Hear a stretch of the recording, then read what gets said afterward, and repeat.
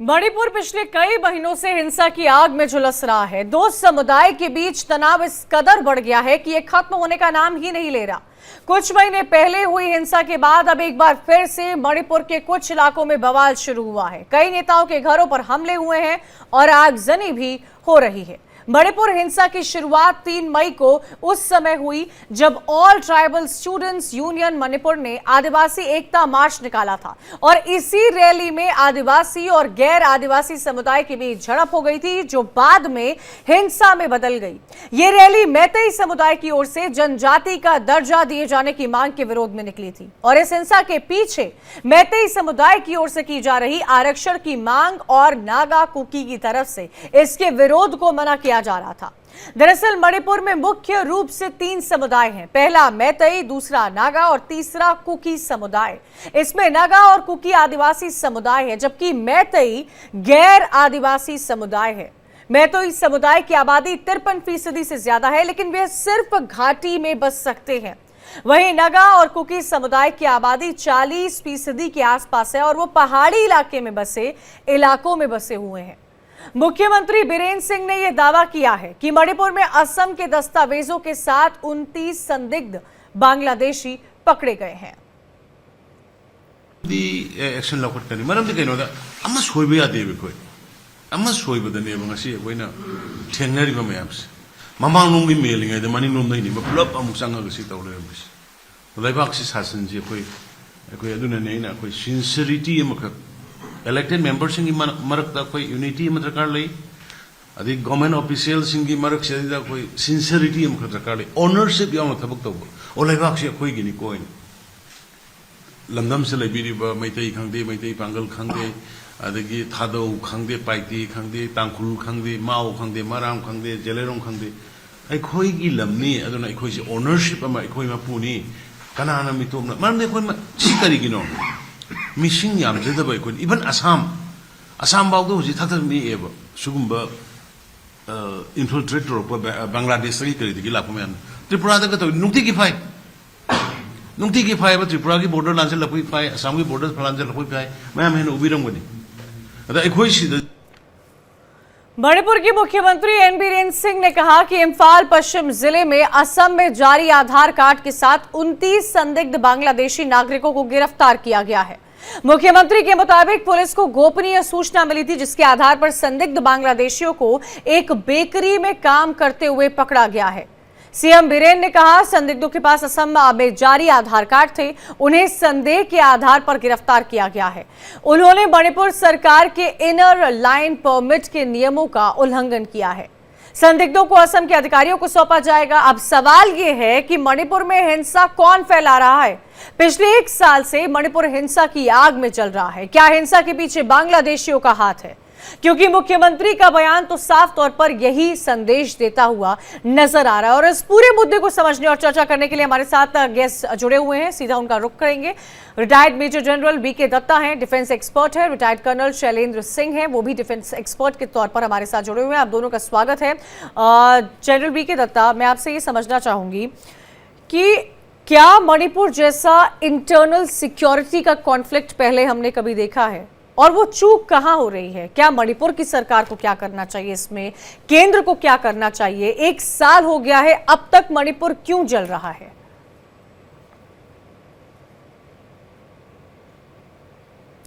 Sir, मेरे ख्याल से आप म्यूट हैं। Could you please unmute?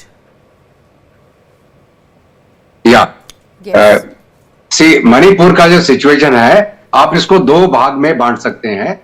एक हमारा जो बॉर्डर और एक्सटर्नल फोर्सेस, और एक हमारे मणिपुर के अंदर का इंटरनल पॉलिटिक्स और जो डायनेमिक्स है वहाँ का, अलग अलग ट्राइब्स का, उनका आपस में तालमेल और उनके आपस में फ्रिक्शन। तो अगर हम बाहर की बात करें, बॉर्डर मैनेजमेंट की बात करें, तो जो पूरा म्यांमार के साथ हमारा बॉर्डर लगता है वो तकरीबन 1600 किलोमीटर से ज्यादा का बॉर्डर है। और वो अगर हम पाक्सो पास से शुरू करें जो असम में लगता है, और उधर से नागालैंड होते होते होते पूरा आपके मणिपुर को घेर के मिजोरम, तो इतना लंबा बॉर्डर है। हालांकि हमने उस बॉर्डर के अंदर से घुसपैठ रोकने के लिए फेंसिंग का भी प्रावधान किया, लेकिन इसके साथ साथ में आपको ये भी समझना पड़ेगा कि जो 15 किलोमीटर का असेस था कि जो म्यांमार के कुकी हैं या वहाँ के आदिवासी हैं वो 15 किलोमीटर भारत में आ सकते हैं, और भारत के जो आदिवासी हैं 15 किलोमीटर म्यांमार में जा सकते हैं। उसके चलते ये ओपन बॉर्डर था और किसको पता ही नहीं था कौन कहाँ से आ रहा है और कहाँ जा रहा है, क्योंकि एक बार आप 15 किलोमीटर भारत के अंदर आ गए तो आप तो दिल्ली भी पहुंच सकते हैं। तो अभी ये जो बाहर का जो इन्फ्लुएंस है, बाहर से जो इन्फिल्ट्रेशन हो रहा है, भारी तादाद में कुकी जो मिलिटेंट्स है म्यांमार की तरफ से, वो भी अभी मणिपुर के अंदर आके दाखिल हो गए हैं। और वो जो ये जो एजिटेशन शुरू हुआ था रिजर्वेशन को लेके, वो तो एक बहाना था। और ये जो पूरा इन्फ्लक्स अभी शुरू हुआ, कुकी मिलिटेंट जो आए, ये सारे क्रिश्चियन डोमिनेटेड लोग हैं ये। और आगे चलते चलते अगर आप स्टेटमेंट देखें इंटरनेशनल एरिना के अंदर, बहुत जगह पे आपने सुना होगा जनाब, एक क्रिश्चियन स्टेट बनाने की चेष्टा की जा रही है बांग्लादेश और भारत के बीच के इलाके में। और जो चंद एक दिन पहले जो हमारे मिजोरम के सीएम साहब भी गए थे अमेरिका, वो भी कुछ ऐसी भाषा बोल के आए थे। तो ये जो इंटरनल फोर्सेस लगी हुई हैं भारत के अंदर सिचुएशन को डिस्टेबलाइज करने के लिए, इसको आप बिल्कुल ध्यान से गौर से देखें और उसके बाद इंटरनल में आ जाएं। इंटरनल में अभी ये सिचुएशन है कि चाहे वो मेती हो, चाहे कुकी हो, चाहे नागा हो, ये जब ये घटना चालू हुई, ये घटनाक्रम चालू हुआ और कुकी लोगों ने हमला करना शुरू किया मैती के ऊपर, तो मैती लोगों ने भी हथियारबंद हो गए। आपको याद होगा कि बड़ी तादाद में हथियार असला भी यही वीके दत्ता जी, यही सवाल है कि इतने हथियार सबके पास कैसे पहुंच रहे हैं। शैलेंद्र सिंह जी, आपसे भी मैं ये समझना चाहूंगी, आपको क्या लगता है, क्या मणिपुर में इन्फिल्ट्रेशन बहुत बड़ा मुद्दा है, जैसा जिसका जिक्र खुद सीएम करते हुए नजर आ रहा है कि 29 बांग्लादेशियों के नाम इसमें सामने आ रहे हैं, जिसके बाद आगे प्रोटोकॉल के तहत कार्रवाई की जाएगी, या ड्रग ट्रैफिकिंग एक मसला है? क्या आपको लगता है कि सेंटर की तरफ से जो फोर्सेज मणिपुर में तैनात किए जा रहे हैं वो लॉ एंड ऑर्डर पर इस सिचुएशन को देखना काफी है? क्या आपको नहीं लगता कि इस सिचुएशन पर पॉलिटिकल हीलिंग की जरूरत है? जय हिंद, नमस्कार। आई थिंक जनरल दत्ता ने बहुत बढ़िया कवर किया है फॉरेन पार्ट और इंटरनल पार्ट। मैं आपके सवाल पर स्पेसिफिक आंसर करूंगा कि ये क्यों हुआ। कुकीज और मैतीस ऑब्लिक नागास का डिफरेंसेस आज का नहीं चल रहा है, सालों साल से चला आ रहा है। ये बात हमें माननी पड़ेगी। हमारा अपना फेलियर सिर्फ ये है कि हमने इसे सॉल्व नहीं किया। हर बार इसे सिर्फ दबा दिया, किसी को सीएम बना दिया, किसी को कोई मिनिस्टर बना दिया, एमएलए बना दिया, ये एक अलग बात है। बट अपीजमेंट वाली जो पॉलिसी थी वो आप देख रहे हैं, वो बार बार बूमरैंग करती है जब तक कि आप इसका सोल्यूशन ना निकालें। मैं आपको त्रिपुरा का एग्जांपल देता हूं कि वहां पर भी एक टाइम था कि नक्सलाइट बोला जाता था, टेररिस्ट बोला जाता था, जो भी बोला जाता था। उन्होंने मांग करी कि ऑटोनोमस रीजन दे दीजिए हमारी डेवलपमेंट के लिए, सरकार ने दे दिया। प्रॉब्लम आज तक वापस लौट कर नहीं आई। सॉल्व हुई या नहीं हुई मुझे नहीं पता, मैं अपना एक्सपीरियंस बता रहा हूं। जब 94 में हम वहां थे, 1994 में, तब ये हुआ। और उसका फायदा देख लीजिए, काफी सालों साल, 20-25 साल हो गए कि कहीं 30 साल हो गए कि कहीं कोई प्रॉब्लम वापस नहीं आई। मुझे लगता है कुकीज और मैतीस के साथ अब से पहले जब भी प्रॉब्लम हुई तो नागास खड़े हुए थे। इस बार नागा उतना हालत में नहीं खड़े हुए। क्यों? क्योंकि नागास को आपने कंट्रोल कर लिया। मुझे लगता है कि लोकल सरकार, because law and order is a state subject, हर चीज में सेंटर की तरफ देखना जब चाहिए जब स्टेट अपने हाथ खड़े कर दे।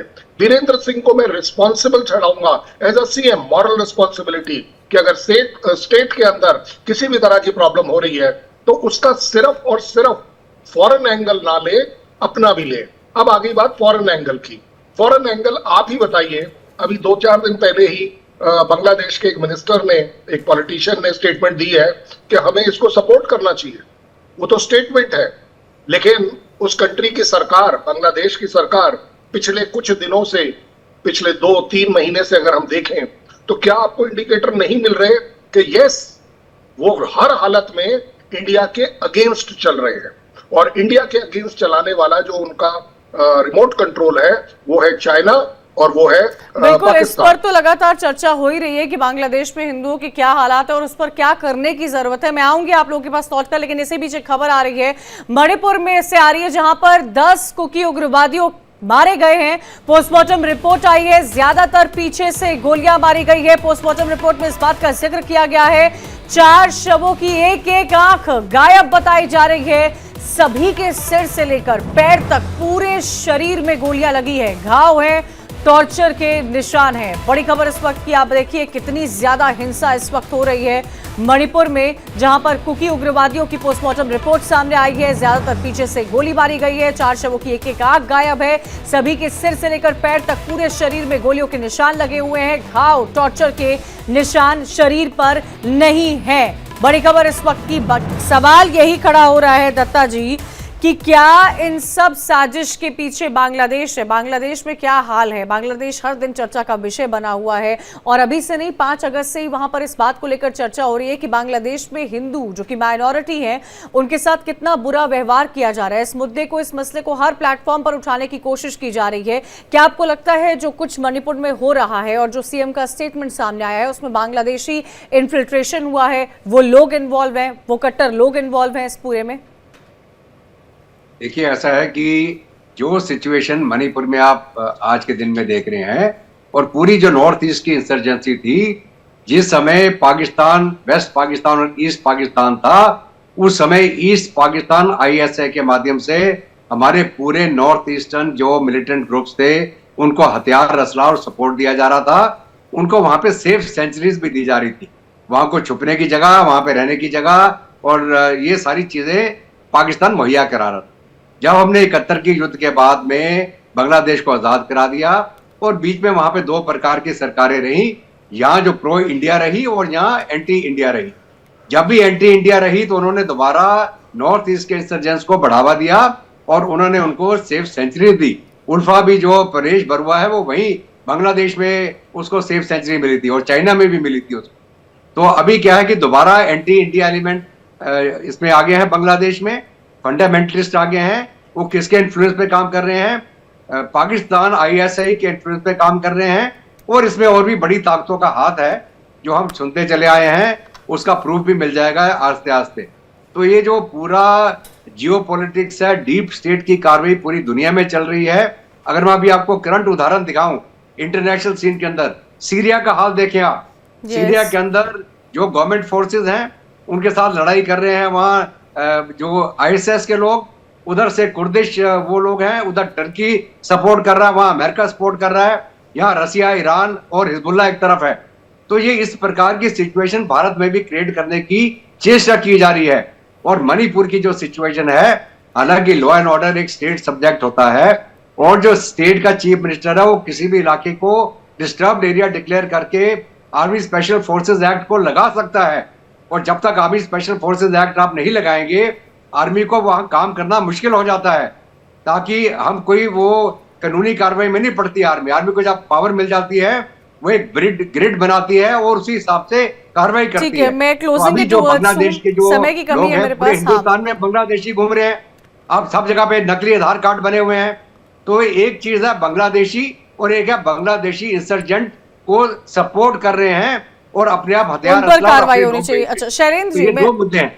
हाँ, मैं आऊंगी दादाजी। शैलेंद्र जी, आपको क्या लगता है कि 1 साल का वक्त हो गया है, क्या क्या तस्वीरें वहां से सामने आई है? चिंताजनक तस्वीरें, महिलाओं का क्या हाल हुआ वो भी हमने देखा, वहां पर नेताओं का क्या हाल हुआ है वो भी हम सबके सामने रहा है, MLAs का क्या हाल हुआ वो भी देखा, समुदायों का कितना लॉस ऑफ लाइफ, कितना लॉस ऑफ प्रॉपर्टी हुआ वो सब हमने देखा। क्या आपको लगता है कि ये सिर्फ एक मुद्दा है? क्या लॉ एंड ऑर्डर, क्योंकि law and order state subject है, क्या आपको नहीं लगता सेंटर की तरफ से कोई बड़ा अधिकारी वहां पर पहुंचना चाहिए जिसको लेकर लगातार सवाल खड़े होते हैं? और आपको क्या लगता है कि ड्रग ट्रैफिकिंग, क्या ये बहुत बड़ा मुद्दा है जिसने इन्फ्लुएंस किया है? अब आप खुद ही इवैल्यूएट कर लीजिए। हम उल्टे दिशा से चलते हैं जहां आपने खत्म किया। ड्रग ट्रैफिकिंग कहां से होती है? म्यांमार से होगी या बांग्लादेश से होगी? यहाँ मणिपुर में तो अपने आप ड्रग्स पैदा नहीं किए जाते हैं, अफीम की खेती तो नहीं करी जाती है, लोगों को आदत है, वो एक बड़ी बात है। क्यों? क्योंकि स्मगलिंग हो रही है। दूसरा, आपने बात करी कि सेंट्रल गवर्नमेंट की रिस्पॉन्सिबिलिटी है या नहीं। यस, डेफिनेटली है। मैं आज ब्लेम करूंगा सेंट्रल गवर्नमेंट को कि यस, आप लोगों ने आसपा हटाने से पहले इवैल्यूएट करना चाहिए था। ये असम राइफल और आर्मी एक ऐसी ऑर्गेनाइजेशन है जिसके ऊपर चाहे कुकी हो, मैती हो, नागा हो, they all believe in that क्योंकि उन्हें मालूम है ये इम्पार्शियल है। और इसका रीजन मैं किसी को ब्लेम नहीं कर रहा। जो पुलिस में कुकी है तो मैथी के खिलाफ होगा, गवर्नमेंट में अगर कुकी है तो वो मैथी के खिलाफ होगा, एंड वाइस वर्सा कि मैथीज भी इसी बात को एक्सप्लॉइट करते हैं। इसीलिए वो बोल रहे हैं हमारा अलग स्टेट होना चाहिए, ऑटोनोमस रीजन होना चाहिए, हमारे यहाँ डेवलपमेंट होनी चाहिए या नहीं होनी चाहिए। अब आपकी कॉमनैलिटी देखिए बांग्लादेश से, स्टूडेंट्स को इस्तेमाल किया गया एजिटेशन में, दोनों जगह कॉमन चीज है। State government oblique central government Bangladesh में उसके खिलाफ किया गया, ये भी अब आप देख लीजिए कॉमनैलिटी है। तीसरी बात जो ज्यादा बड़ी बात है कि दोनों ही जो आंदोलन थे सो कॉल्ड रिजर्वेशन के लिए थे, आप ये भी कॉमनैलिटी देख लीजिए।